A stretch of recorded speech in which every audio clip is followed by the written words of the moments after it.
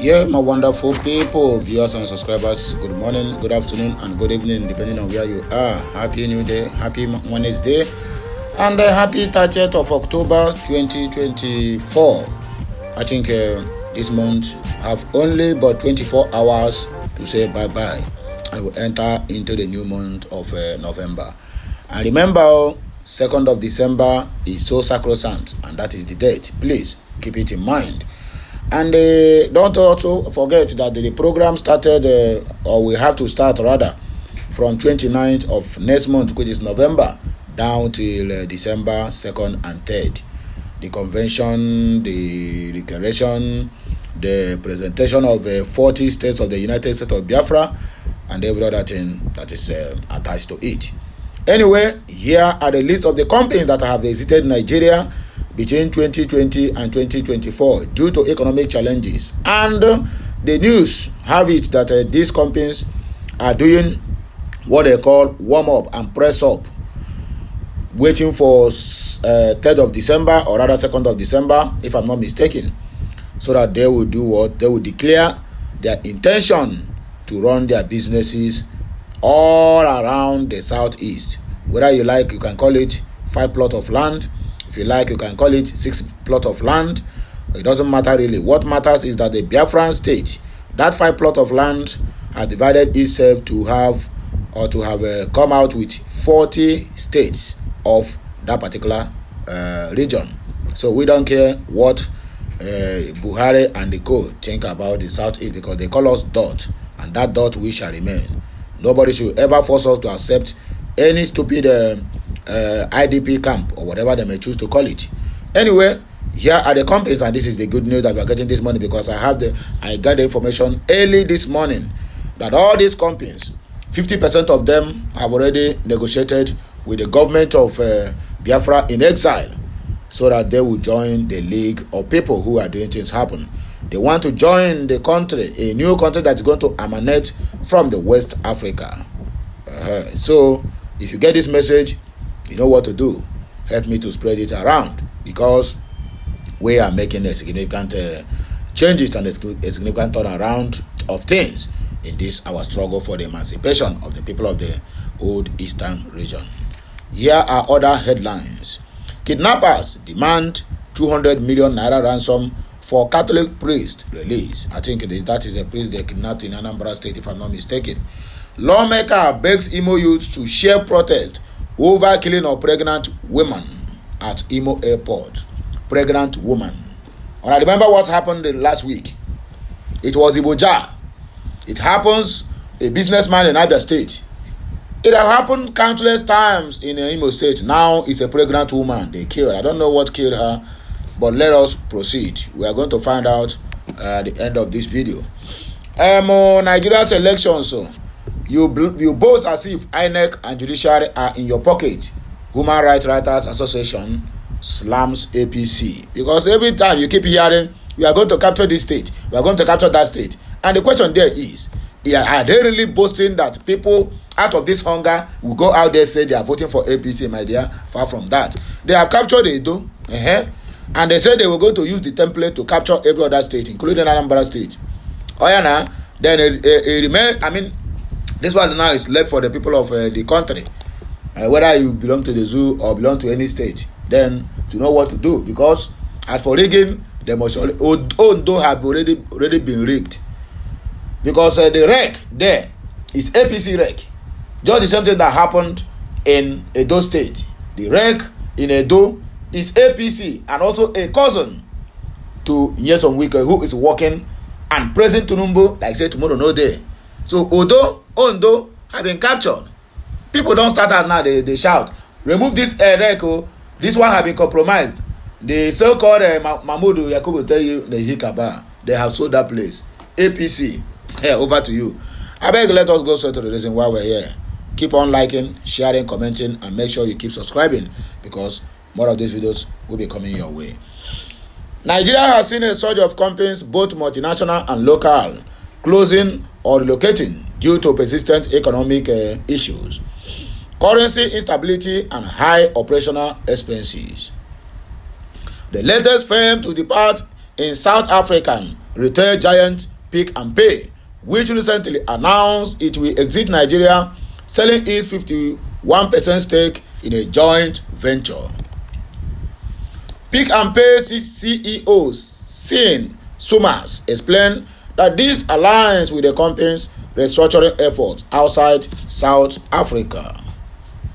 Initially partnering with the AG Leventis Nigeria in 2016, Pick and Pay opened its first Nigerian store in 2021, eventually operating 2 locations.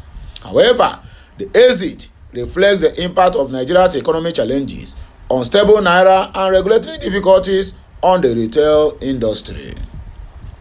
According to The Punch, an economist and former director of research and advocacy at the Lagos Chamber of Commerce and Industry in Nigeria, Vincent Wani, noted that other 10 companies shut down operations in 2020 alone, and more than 20 companies exited the country. Here are the breakdown of the companies that left Nigeria from 2020 down to 2024. You get the point now, eh? In 2020, more than 10 firms exited due to worsening economic conditions. Major closure included Standard Biscuit Nigeria Limited, Nasco Fiber Product Limited, Union Trading Company Nigeria Limited, or PLC rather, Daily Foods Nigeria Limited. In 2021, the pace of departures increased in 2021 with over 20 companies pulling out. Key exits included Tower Aluminium Nigeria PLC, Framan Industries Limited, Stone Industries Limited, Mufex Nigeria Company Limited, and Shorest Foam Limited. That is 2021 alone. In 2022, over 15 prominent brands left Nigeria, continuing the trend. Some of these were Universal Rubber Company Limited, Mother's Pride Ventures Limited, Errand Products Nigeria Limited, and Gorgeous Metal Makers Limited. In 2023, we have the exit persisted in 2023 with over 10 major companies citing profitability challenges. Notable exits included Unilever Nigeria PLC, Procter and Gamble Nigeria, Glassmeat Clean Consumer Nigeria Limited, Shoprite Nigeria, Sanofi Aventis Nigeria Limited, Equinox Nigeria, Bold Food and Jumia Food Nigeria all have left, and they are warming up to join in the League of the Biafrans. 2024, January to this October. By May 2024, at least 5 significant companies exited due to a persistent challenging business environment. These are Microsoft Nigeria engineering sector, you don't leave. Total Energies Nigeria affected by divestment plans. PZ Cushions Nigeria PLC, Kimberly Clark Nigeria, and Diago PLC. All these companies are gradually warming up. And as a matter of fact, according to the information, they have signed a memorandum of understanding. I bet man, don't go bite my tongue. Kidnappers demand 200 million naira ransom for Catholic priest. Kidnappers of the Reverend Father Thomas Oyode, a Catholic priest and rector of Immaculate Conception Minor Seminary School, Evan Bodi, in Agbenebodi, Esako, East Local Government Area of Edo State, have demanded a ransom of 200 million naira. Daily Post report that the Catholic priest was abducted on Sunday at about 7 p.m. at the seminary school. Oyode was said to have told the abductors to take him in a place of the 2 students of the institution they have kidnapped. It was gathered that the kidnappers made contact with the Catholic Diocese of Auchi, led by Bishop Gabriel Dunia, on Monday evening, demanding the sum of 200 million naira as ransom. According to the source, the kidnappers contacted the Auchi Catholic Diocese on Monday evening and asked them to pay 200 million if they wanted the kidnappers to release the abducted priest. After making their demand, the kidnappers cut the call, waiting for them, the Catholic Church, to commence the negotiations.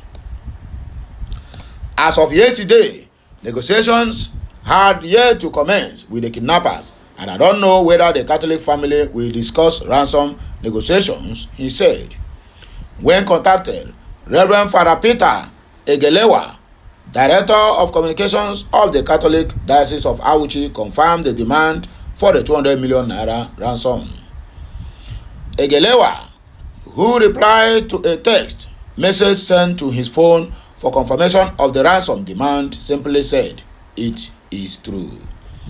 Daily Post recalls that Reverend Father Oyode was kidnapped by gunmen on Sunday at institution after they stormed the seminary and kidnapped 2 students after sporadic gunshots. The abducted priest reportedly pleaded with the kidnappers to free the students and instead took him, as he is the rector and custodian of the students. The gunmen were said to have freed the students and kidnapped the Reverend Father of the school. The Catholic Diocese of Auchi, which confirmed the kidnapping of the priest, in a statement called for prayers for the release of the priest unharmed. Call for prayers. It's all right. We're going to continue praying, yeah? I'm going to pray very well, oh. Lawmaker begs Imo youth to share protest over killing of pregnant woman at Imo Airport. Lawmaker representing Ngokpala State Constituency at Imo House of Assembly, Obinna Egu, has appealed to the youth of the host communities to Sam Mbakwe International Cargo Airport to withhold their planned protest over the gruesome murder of a pregnant woman within the airport premises. The lawmaker's intervention followed the threat by the host community youth of the airport under the auspices of Onyagala Nwanneya Youth Movement to ground operations at the airport runway in protest of the alleged non-concerned attitude of the Federal Airports Authority of Nigeria towards the killing of the woman, or rather the pregnant woman. It was gathered that the pregnant woman from Amogo village of Logara community in Ngokpala local government area, Mrs. Chinwendo Amade, was reportedly raped and killed inside the Sam Mbakwe International Cargo Airport, whereby unidentified hoodlums. The incident, which threw the entire clan into mourning, was blamed on the alleged neglect of the security of the airport premises by the FAAN management, whose managing director, the community said, refused to employ night guards shortlisted for him by the host communities. The development prompted threats of protest and disruption of flight operations by the community youths. However, worried by the tension created by the development, Egu summoned the meeting of stakeholders of the airport host community at the country home of the government license office, and President Onyagala Nwanneya Youth Movement, Comrade Chukwuma Anoforo, at Umuzie Umokpara Obinagwo, where he told them that the matter was already before the State House of Assembly and the state government for urgent action. He urged the community members, particularly youths of the town, to shelve the planned protest, as according to him, plans were on top gear for an amicable resolution of the matter. The lawmaker urged them to document their grievances in form of a petition and submit them to appropriate authorities, as he will follow up the letters to ensure a quick response. Responding to the lawmaker's appeal, the stakeholders during their security meeting listed their grievances in a letter addressed to the Managing Director of Federal Airport Authority of Nigeria through the airport manager, and demanded, among other things, immediate construction of a perimeter fence around the airport environment for the protection of the airport personnel and facilities to stop intruders from having unauthorized access to the airport premises. They also demanded an immediate regularization and conversion of 30 local vigilantes engaged during the insecurity period as night guards by Federal Airport Authority management to protect the airport runway, including Nama and Nimet facilities. The community also urged FAAN to work on their security apparatus by putting proactive measures that will end an alleged cutting away of the underground armored cables for the airfield night landing flights installed by Governor Hope Uzodinjo. Other demands include a call for the establishment of a joint surveillance and patrol team with a security post at the airport runway, which is to regulate and monitor the movement of persons within the airport runway as a proactive measures to forestall further ugly occurrences at the runway. They also demanded that the airport management officially write to the Imo State Commissioner of Police for approval to make the police post at Afo Umo Ohiago functional and establish 2 more police posts at Eke Ubingwa and Onkwo Logara. Both are SM Okesmeka host communities.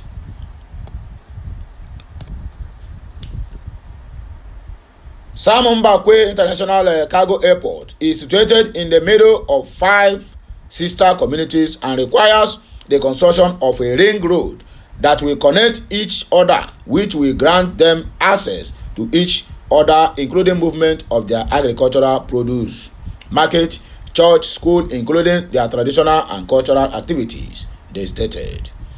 The stakeholders also urged FAN to immediately implement the recruitment approval given for both junior and senior cadets granted to Governor Hopeless Uzodinjo by the immediate past minister for aviation and aerospace development, Senator Hadi Abubakar Sereka, for host communities and the Imo people. We urge FAN management to disregard any letter of request from any attention-seeking person for employment. Hence, we are very confident in the leadership of the Chukwuma Anuforo, the Onyagana Wandeya Youth Movement President, and the GLO as the recognized channel for negotiations of the people.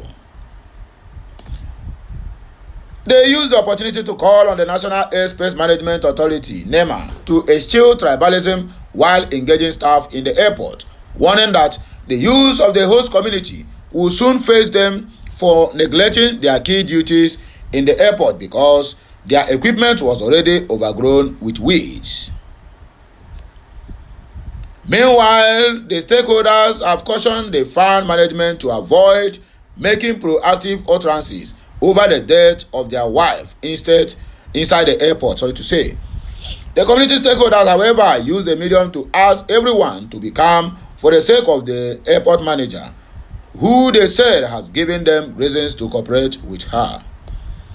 It is based on the foregoing that we have resolved to solve the planned protest while hoping that Federal Airport Authority of Nigeria should do the needful, the statement reads completely. The last but not the least, Nigeria's election, you boast as if INEC and judiciary are in your pocket. Huriwa slams APC. Human Rights Writers Association of Nigeria, Huriwa, said it has observed with dismay the ways, manners and boastful tendencies of all Poverty Congress, APC. The Human Rights Association, raising the alarm, said this poses dangers to the survival of constitutional democracy in the country. Huriwa said the attitude of the APC appears to show that the political party in power at the center may have pocketed or swallowed the judiciary and the Independent National Electoral Commission, INEC. By so doing, the group noted that the leaders of the national ruling party have been boasting that the party will win all future elections, adding that this was the case before the Edo State governorship pool and achieved it. Huriwa, in a media statement, challenged both the national judiciary and INEC to defend those constitutionally created, protected, and guaranteed institutions from being overwhelmed by the APC by enforcing their mandates in accordance with the provisions of the Constitution, which created each of these 2 strategic pro-democratic institutions as independent of the executive branch of government or the political party of the President of Nigeria. Huriwa warns that the immediate risk inherent in this boastful attitude of all poverty Congress is that if the party continues to manipulate the electoral processes using her domination of the central government to corner elections victories illicitly, then voters apathy will become more pronounced, leading to either a one-party state, which is totalitarian state of democracy, may cave in and collapse to give way to anarchy. The rights group called on Nigerians to speak out and mount pressure on INEC and the judiciary not to be subservient to the political party that controls the central government. Huriwa said the INEC and the judiciary must not allow the APC or any political party to create an impression that it has pocketed and swallowed them. In the statement signed by its national coordinator Emmanuel Omubiko, the group said the national chairman of the APC, Abdullahi Ganduje, has continued to boast that the party will win all coming elections when he confirmed that the ruling party will capture the southwest geopolitical zone in the next round of elections. Huriwa recalled that earlier Ganduje had boasted that the party is set to take over the political structures of Rivers State, boasting that the state belongs to the governing party. Huriwa has said, or has therefore warned, the APC not to deliberately design and impose illegal mechanisms for the manipulations of elections because free, transparent and peaceful elections are the determinant factors that give life to sustainable democracy and sustainable development. So my people, now here we'll take back break. Like, share, comment and make sure you subscribe. Okay, Messiano.